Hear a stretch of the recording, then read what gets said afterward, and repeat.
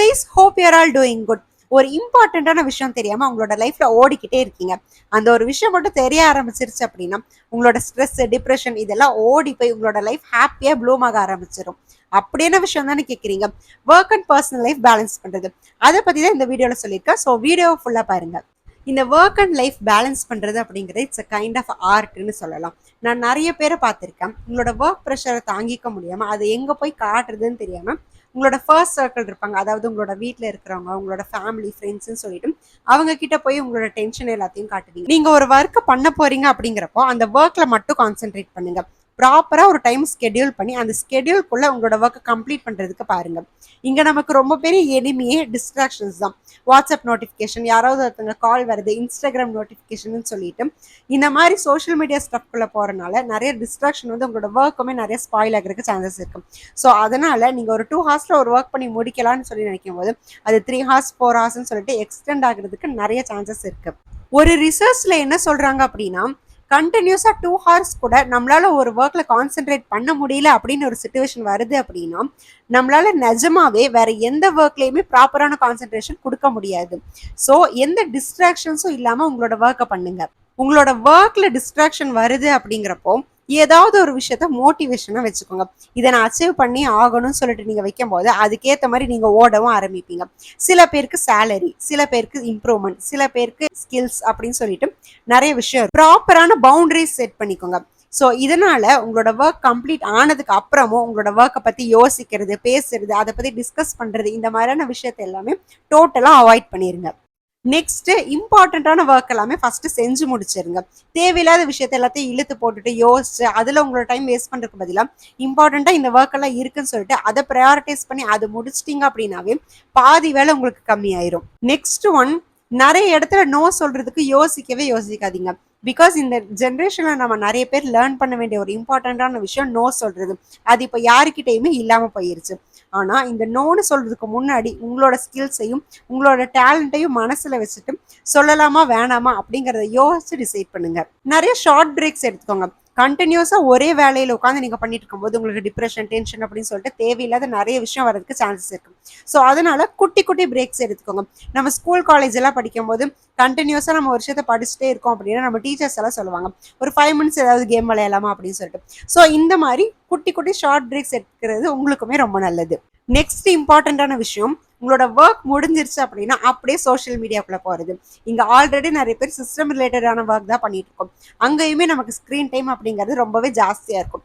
So அது முடிச்சுட்டு டிரெக்டா social மீடியால போய் அதுல என்டர்டைன்மெண்ட் இருக்குன்னு சொல்லிட்டு போய் அங்கேயுமே ஸ்கிரீன் டைம் ஜாஸ்தி பண்றது கம்ப்ளீட்டா அவாய்ட் பண்ணுங்க. அடுத்த ஒரு விஷயம், நீங்க உங்களோட ஒர்க் முடிச்சிட்டீங்க அப்படின்னா இமெயில் செக் பண்றது, ஃபோன் கால் செக் பண்றது, மெசேஜ் செக் பண்றது அப்படின்னு சொல்லிட்டு இந்த மாதிரியான விஷயத்த எல்லாமே கம்ப்ளீட்டா அவாய்ட் பண்ணிருங்க. இதனால உங்களுக்கு மீ டைம் அப்படிங்கிற ஒரு ஸ்பேஸ் கிடைக்கும். இங்க நிறைய பேர் அடுத்தவங்களுக்கு ஸ்பேஸ் கொடுக்கணும்னு சொல்லிட்டு எடுக்கிற முயற்சியில கொஞ்சம் கூட தனக்காக எடுத்துக்கிறதே கிடையாது. ஸோ கொஞ்சமாச்சும் மீ டைம்னு வச்சு அதுல உங்களுக்கான ஹாபிஸை ஸ்பெண்ட் பண்ணுங்க. ஸோ அதுல உங்களுக்கான ஹாபிஸ், எக்ஸசைஸ், இல்ல உங்களுக்கு இருக்கிற பேஷன் அந்த மாதிரியான விஷயத்த ஃபாலோ பண்ணுங்க. இல்ல உங்களுக்கு ஒர்க் லோட் அதிகமா இருக்கு அப்படிங்கிறப்போ உங்களோட ஒர்க்ல இருக்கிற ஹையர் அஃபிஷியல்ஸ் கிட்ட தாராளமா நீங்க போய் பேசலாம். ஸோ அதனால உங்களுக்கு நிறைய பாயிண்ட்ஸ் அண்ட் நிறைய இம்ப்ரூவ்மெண்ட் ஸ்கில்ஸ் கிடைக்கிறதுக்கு நிறைய சான்சஸ் இருக்கு. இங்க எல்லா ஒர்க்குக்கும் டைம் இருக்கா இல்லையான்னு சொல்லி பாக்குறத விட்டுட்டு அந்த பண்ற ஒர்க் உங்களுக்கு யூஸ்ஃபுல்லா இருக்கா அப்படிங்கறத ஃபர்ஸ்ட் நோட் பண்ணுங்க. அதிகமான டைம்ல ஒர்க் பண்றதை விட யூஸ்ஃபுல்லா ஒர்க் பண்றது ரொம்பவே இம்பார்ட்டன்ட். அடுத்த இம்பார்ட்டன்டான விஷயம் ஃபேமிலி டைம். இந்த ஃபேமிலி டைம்ங்கிறது யாருமே ஸ்பெண்ட் பண்றதே கிடையாது. லைஃப்ல ஒரு ஒர்க் முடிஞ்சிச்சுன்னா அடுத்த ஒர்க் என்ன, அதுல எப்படி இம்ப்ரூவ் பண்றது, எப்படி ஏர்ன் பண்றதுன்னு சொல்லிட்டு இதுலயே நம்ம லைஃப் ஓடிக்கிட்டே இருக்கே தவிர நம்மளை சுத்தி இருக்கிற மனுஷங்களை நம்ம கவனிக்கிறதே கிடையாது. ஆனா இது எல்லாத்துக்கும் நம்ம ஒரு ரீசன் வைப்போம், நம்ம ஓடுறதே அவங்களுக்காக தானே அப்படின்னு சொல்லிட்டு. ஆனா நீங்க எவ்வளவுதான் ஏர்ன் பண்ணி கொடுத்தாலும் நீங்க அவங்களுக்காக ஸ்பெண்ட் பண்ற டைமுங்கிறத ரொம்பவே ப்ரெஷியஸ் ஆனது. ஸோ உங்களோட ஃபேமிலி மெம்பர்ஸோட நிறைய டைம் ஸ்பெண்ட் பண்ண ஆரம்பிங்க. ஸோ இதனால நீங்க ரிலாக்ஸ் ஆகிறதுக்கான சான்சஸும் நிறையவே இருக்கு. அடுத்து உங்களோட ஹெல்த்துங்கிறது ரொம்பவே இம்பார்ட்டண்ட்டான விஷயம்.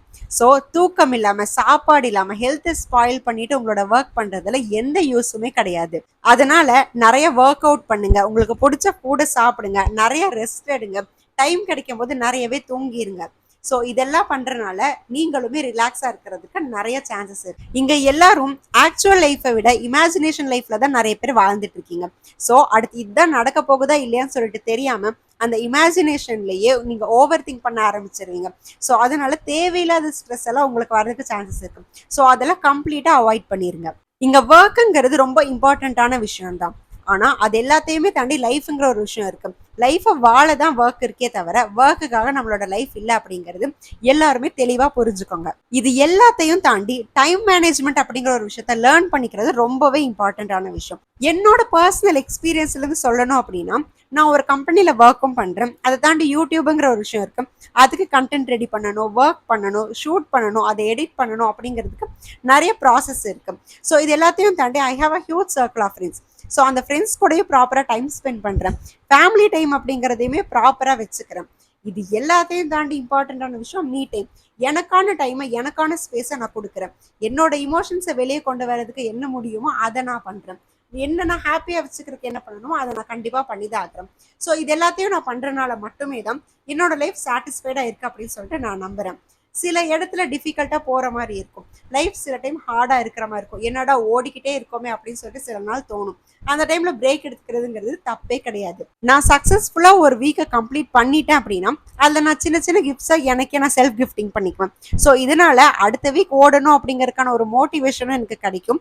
ஒரு சின்ன ஹாப்பினஸும் அதுக்கு எனக்கு கிடைக்கும். ஸோ நீங்கள் ஏதாச்சும் குட்டி குட்டி அச்சீவ் பண்ணுறீங்க அப்படிங்கிறப்போ செல்ஃப் கிஃப்டிங் பண்ண ஆரம்பிங்க. ஃபர்ஸ்ட் உங்களை நீங்கள் வேல்யூ பண்ண ஆரம்பிங்க. நான் என்னை சுற்றி நிறைய பேரை பார்த்துருக்கேன். அவங்களோட ஒர்க் ப்ரெஷர் எல்லாத்தையும் எங்கே காட்டுறதுன்னு சொல்லி தெரியாமல் வீட்டில் இருக்கிறவங்க மேலே வந்து சிடுசின்னு பேசுறது, அவங்க கிட்ட இருக்க அந்த கோவத்தை எல்லாம் காட்டுறது, அந்த கோவத்தை எப்படி காட்டணும்னு தெரியாத விதத்தில் காட்டுறதுனால ஃபேமிலிக்குள்ளேயும் நிறைய பாண்ட் பிரேக் ஆகிறதுக்கு நிறைய சான்சஸ் இருக்கு. ஸோ உங்களோட ஒர்க்குங்கிறது ஒரு டெம்பரவரியான ஒரு விஷயம் தான். இந்த ஆஃபீஸ்னா அடுத்த ஆஃபீஸ் சொல்லிட்டு உங்களோட ஒர்க் லைஃப் மாறிடும். ஆனால் உங்களோட பர்சனல் லைஃப்ங்கிறது ரொம்பவே கான்ஸ்டன்டான விஷயம். உங்களோட ஃபேமிலி, பேரண்ட்ஸ், குழந்தைங்க, உங்களோட ஸ்பவுஸ் அப்படின்னு சொல்லிட்டு இந்த விஷயம்லாம் என்னைக்குமே மாற போகிறதே கிடையாது. ஸோ டெம்பரவரியாக இருக்கிற ஒரு லைஃப்காக உங்களோட பர்சனல் லைஃப்பில் இருக்கிறவங்கள எதுக்காகவும் ஹர்ட் பண்ணிடாதீங்க. சில டைம் நிஜமாவே உங்களால் ஒர்க் ப்ரெஷர் தாங்க முடியலங்கிற ஒரு சுச்சுவேஷன் வரும்போது 1 or 2 days டைம் எடுத்து எல்லா சோஷியல் மீடியா ஆக்டிவிட்டியிலேருந்தும் விலகி வேற ஒரு வேர்ல்டில் போய் ஜாலியாக என்ஜாய் பண்ணிட்டு அந்த ஒரு எக்ஸ்பீரியன்ஸை எடுத்துகிட்டு வாங்க. ஸோ அந்த ஒரு சின்ன பிரேக்குங்கிறதே உங்களை அடுத்த கொஞ்ச நாள் ஓட வைக்கும். இல்லை நிஜமாவே என்னால் இதுக்கு மேலே ஓட முடியல, எனக்கு கண்டிப்பாக ஒரு லாங் பிரேக் தேவைப்படுது அப்படிங்கிற ஒரு சுச்சுவேஷன் வரும்போது உங்களோட ஃபேமிலி மெம்பர்ஸ் கிட்ட அதை கன்வே பண்ணிட்டு உங்களால் ஃபினான்ஷியலாக நீங்கள் பிரேக் எடுக்க போகிற அந்த டைம் அஃபோர்ட் பண்ண முடியும் அப்படிங்கிறப்போ அந்த பிரேக் எடுத்துக்கிறதுல தப்பே கிடையாது. நீங்கள் ஃப்ரீயாக இருக்கிற டைமில் உங்களோட பேஷன் என்ன அப்படிங்கிறத தேட ஆரம்பிங்க. ஸோ உங்களோட ஒர்க் லைஃப் டிஸ்ட்ராக்ட் ஆனாலும் பேஷனுங்கிறது என்னைக்குமே கை கொடுக்கும் அப்படின்னு சொல்லிட்டு நான் நம்புகிறேன். அதில் உங்களுக்கு நிறைய ஏர்னிங் கிடைக்கல அப்படின்னாலுமே ஒரு ஹாப்பியான லைஃப் அதுலேயுமே இருக்குது. இங்கே நான் மணி மட்டும்தான் இம்பார்ட்டன்ட் அப்படின்னு சொல்ல மாட்டேன். Money also matters.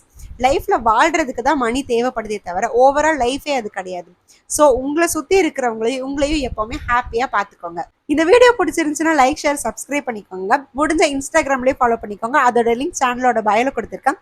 வீடியோ பார்த்ததுக்கு தேங்க்யூ. By by.